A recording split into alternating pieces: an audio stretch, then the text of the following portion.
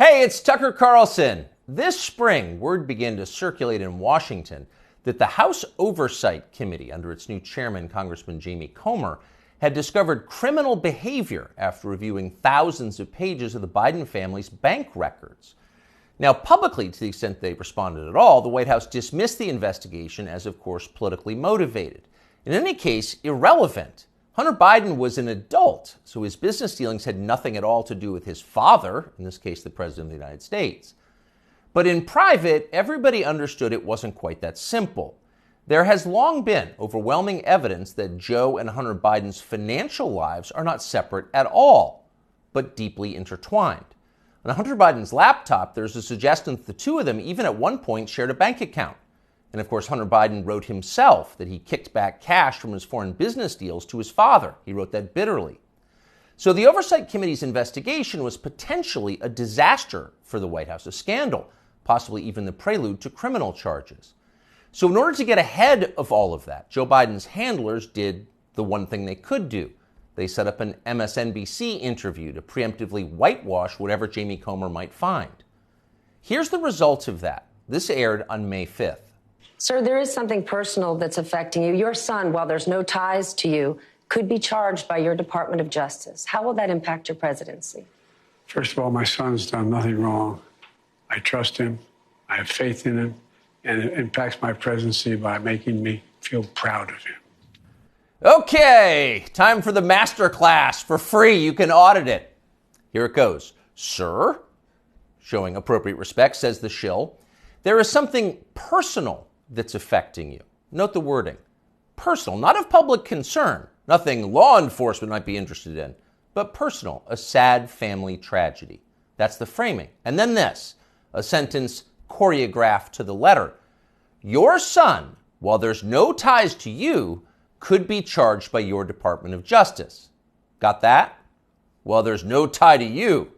So the answer is, in fact, in the question. Whatever Hunter Biden goes down for, and we know he is going to be charged because MSNBC said so, but when that happens, that's Hunter's problem. It's got nothing to do with Joe Biden. Rest easy, America. 5 days later, the Oversight Committee released its findings, and they were, in fact, devastating. Quote, bank records show the Biden family, their business associates, and their companies, their many companies, received over $10 million from foreign nationals and their related companies, the committee wrote. Investigators had, quote, identified payments to Biden family members from foreign companies while Joe Biden served as vice president and after he left public office. So actually there was something there. It was a scandal. Racketeering, money laundering, wire fraud, those are some of the crimes the Bidens seem to have committed, in addition, of course, to selling out the United States for cash. So what would happen to them? Well, Donald Trump had an idea, quote, they'll hit Hunter with something small to make their strike on me look fair. Trump wrote that about 2 weeks ago, and it turned out those were prescient words. This morning, Hunter Biden pleaded guilty to pretty much nothing. Biden pled to 2 misdemeanor tax evasion charges, then entered a diversion on a federal gun charge. That's it. As far as Merrick Garland's Justice Department is concerned, Hunter Biden is done. There was no pre-dawn raid carried live simultaneously on CNN. There was no perp walk, no handcuffs, no press conference. Above all, there was no felony. Hunter Biden, who broke federal gun laws, can still carry a gun. It's like it all never happened. In fact, the Justice Department just baptized Hunter Biden. A lifetime of sins washed away in an instant. It was a secular miracle. Most miraculous of all, Hunter Biden somehow escaped a FARA charge.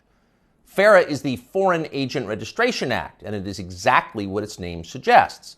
Under federal law, if you are acting as an agent of a foreign nation in Washington, you are required to register with our government to let everybody know.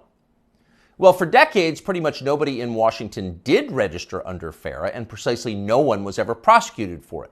No one. But starting several years ago, the Justice Department began sending people to prison on FARA violations. The official explanation was, we're cracking down on foreign influence in Washington. And of course, privately, everyone in Washington laughed. They knew that was absurd. In fact, it's the opposite of the truth. Foreign powers have never had more power in Washington. Their agents are everywhere, in every federal agency and throughout business. down to and including in executive positions at various social media companies. The Biden administration knows all of this, and it's not a problem. In fact, it's their policy.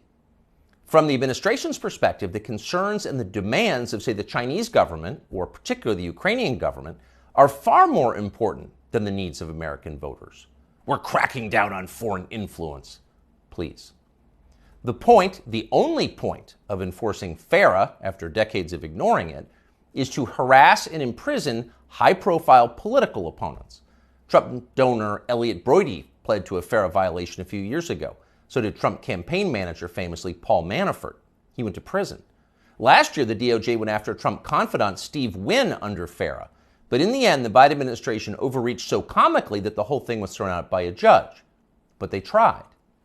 So as long as they're trying, if it was a fair system, Hunter Biden would be first on the list of those next to be charged with a FARA violation. In fact, many of them. Hunter Biden was a foreign agent. He never registered as one. But for years, that's exactly what he was. He sold access to his father and other lawmakers to the Chinese and the Ukrainians and countries throughout the world. There's no debate about that. The FBI has known about it for years. For years, they've had possession of Hunter Biden's laptop. But they didn't charge him for it today. They never will. Why? Well, you know the answer. Hunter Biden has good genes. A more interesting question, though, which is another question the feds will never consider, is what does Hunter Biden do for a living now? This is a man with no obvious job and, of course, zero skills. He spent midlife smoking crack. Yet somehow he's managed to live pretty well despite rising inflation. He's been living in big houses in the costliest residential neighborhoods in the world. He's been paying his stripper baby mama $20,000 a month in child support. And he has retained a team of the most expensive lawyers in the country who spend quite a bit of time sending threatening letters to anyone who asks questions about how they're being paid. We can confirm that firsthand. So again, what does Hunter Biden do for work? That's a fair question. And tonight we have the answer. For years, Hunter Biden was an influence peddler. Now, Hunter Biden is a self-actualizer. He self-actualizes for a living. He gets in touch with himself, his feelings, and he follows his muse. Here he is explaining his new vocation in a 2019 ABC News interview. This is new. Yeah. Your studio. Yeah.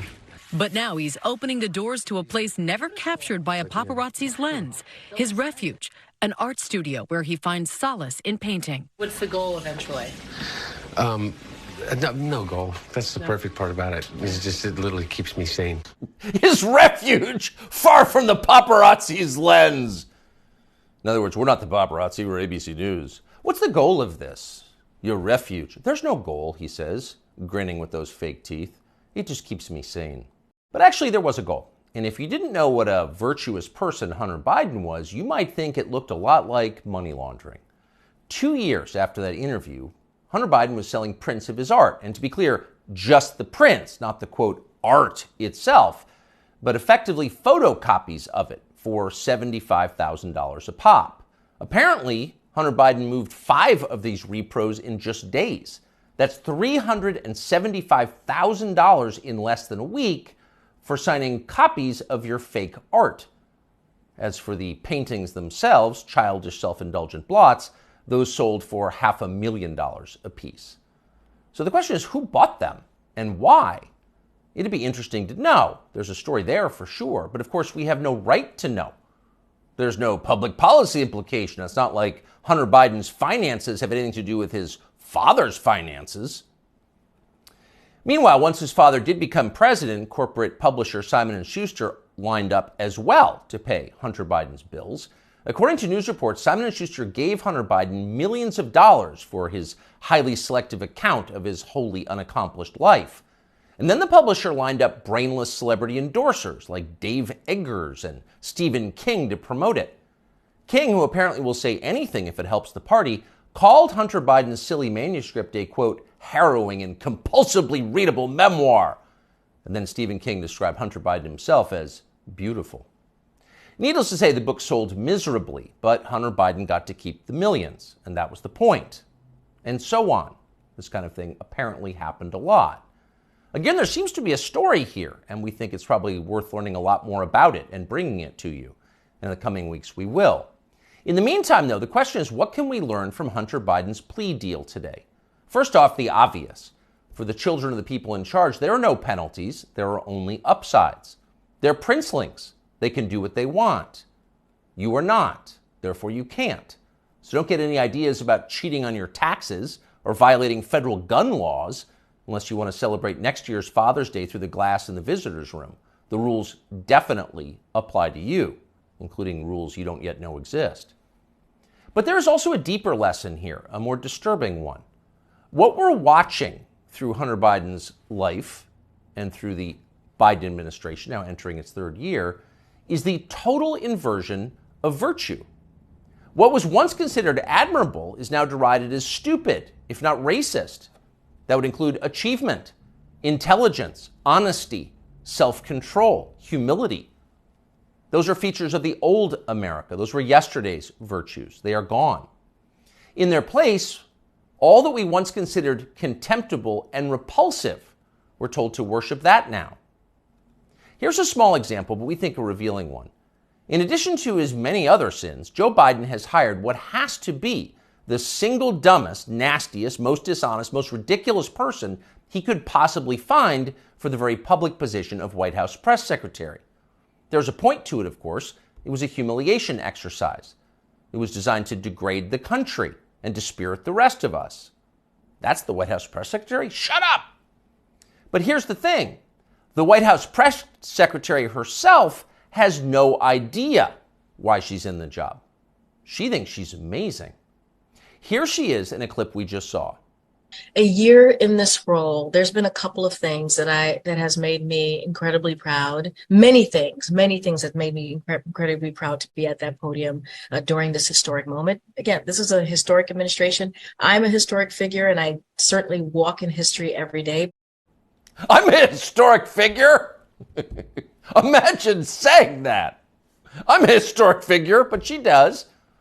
And she says it in a burst of sincere self-congratulation, marked by her signature bad grammar. Illiterate, but proud.